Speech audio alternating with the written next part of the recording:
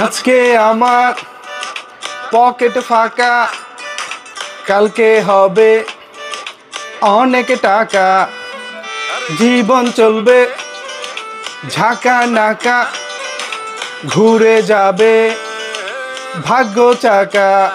আর বেশিক্ষণ বললাম না, শুনলাম না, কারণ হচ্ছে কপিরাইটের একটা ব্যাপার আছে, আপনারা নিশ্চয়ই জানেন। কপিরাইটের জন্য না হলে পুরো গানটা শুনতাম। আমি সিনেমা হলে গানটা এতবার শুনেছি, আমার এত ভালো লেগেছে যে তুফান সিনেমা থেকে আমাকে যদি আপনি প্রিয় একটি গান বেছে নিতে বলেন, তাহলে আমার সেই প্রিয় গানটি হচ্ছে আসবে আমার দিন। এই যে আজকে যে গানটি রিলিজ করা হয়েছে, এক কথায় অসাধারণ অসাধারণ। ভিউয়ার্স, এই গানটিতে একটি বিশেষ উল্লেখযোগ্য বিষয় রয়েছে। আপনি, আমি বা আমাদের মতো যারা মধ্যবিত্ত ফ্যামিলির সন্তান আমরা যারা রয়েছি, আমাদের মনে যে ইচ্ছা, আমাদের যে স্বপ্ন, সেই স্বপ্নের প্রতিফলন কিন্তু এই গানটির মাধ্যমে ঘটেছে। আমরা প্রতিনিয়ত যে স্বপ্নটা দেখি, আমরা যে স্বপ্ন নিয়ে বেঁচে থাকি, এই স্বপ্নটাই মূলত রবিউল ইসলাম জীবনের লেখায় উঠে এসেছে। পাশাপাশি আরাফাত মহসিন, যিনি এই গানের মিউজিক ডিরেকশন দিয়েছেন, দারুণ একটি মিউজিক দিয়েছেন। আমাদের আবেগ, আমাদের অনুভূতি একেবারে এই গানটির সঙ্গে মিলেমিশে একাকার হয়েছে। এছাড়া যেটা না বললেই নয়, রোহান রসুল এত দুর্দান্ত তার গায়কিতে সত্যি মাতোহারা হয়ে গেছি, দুর্দান্ত লেগেছে। বিশেষ করে এই গানের যে সেট ডিজাইন করা হয়েছে, যে আয়োজনটা করা হয়েছে, এরকম আয়োজনের গান বাংলা চলচ্চিত্রে এই মুহূর্তে দেখা যায় না বললেই চলে। এই মুহূর্তে কি সর্বশেষ কবে বাংলা সিনেমায় এত বড় আয়োজনের গান হয়েছে আমি ঠিক মনে করতে পারতেছি না। 2019 সালে পাসওয়ার্ড সিনেমার শাকিব খানের ঈদ মোবারক গানটি মোটামুটি একটা আয়োজন ছিল। এরপর হচ্ছে সর্বশেষ শাকিব খানের আমি একাই রাজকুমার গানেরও মোটামুটি একটা আয়োজন ছিল, কিন্তু এত বড় আয়োজন না ভাই, বিশাল আয়োজন। পুরো একটা মহল্লা ঘুরে ঘুরে শাকিব খান যেভাবে এনার্জেটিক পারফরমেন্স করেছেন, এক কথায় অনবদ্য।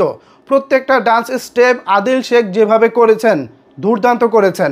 বলিউডের যে কোরিওগ্রাফার যারা আছেন, তারা যে চিত্রায়নটা কিভাবে করেন, কিভাবে দুর্দান্তভাবে ফুটিয়ে তোলেন, তার কিছুটা নমুনা কিন্তু আমরা এই গানে দেখেছি। আমার এই গানটি এতটাই ভালো লেগেছে যে আমি আপনাদেরকে বলে বোঝাতে পারবো না ঠিক কতটা ভালো লেগেছে।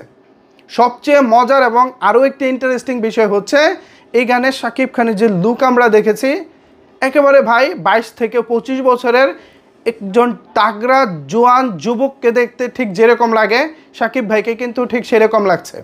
অথচ এই একই শাকিব খানকে খেয়াল করে দেখবেন, রাজকুমার সিনেমায় ক্লিন শেভে একেবারে বাজেভাবে উপস্থাপন করা হয়েছে।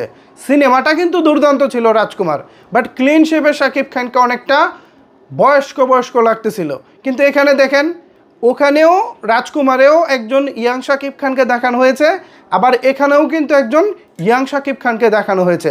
বাট পার্থক্যটা দেখেন, পার্থক্যটা হচ্ছে এখানে শাকিব খানের খোঁচা দাড়ি, চুলের স্টাইল থেকে শুরু করে ওভারঅল তাকে একদমই ইয়াং লাগছে।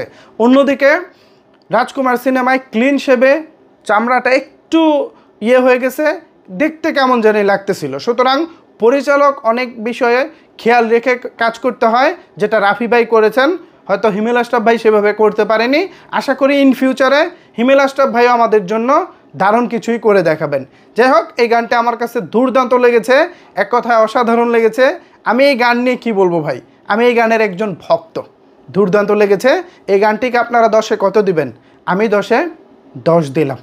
সো ভিউয়ার্স, এই গান এবং এই বিষয়ে যদি আপনাদের কোনো কিছু বলার থাকে, তাহলে অবশ্যই সেটি নিচের কমেন্ট বক্সে জানাতে পারেন।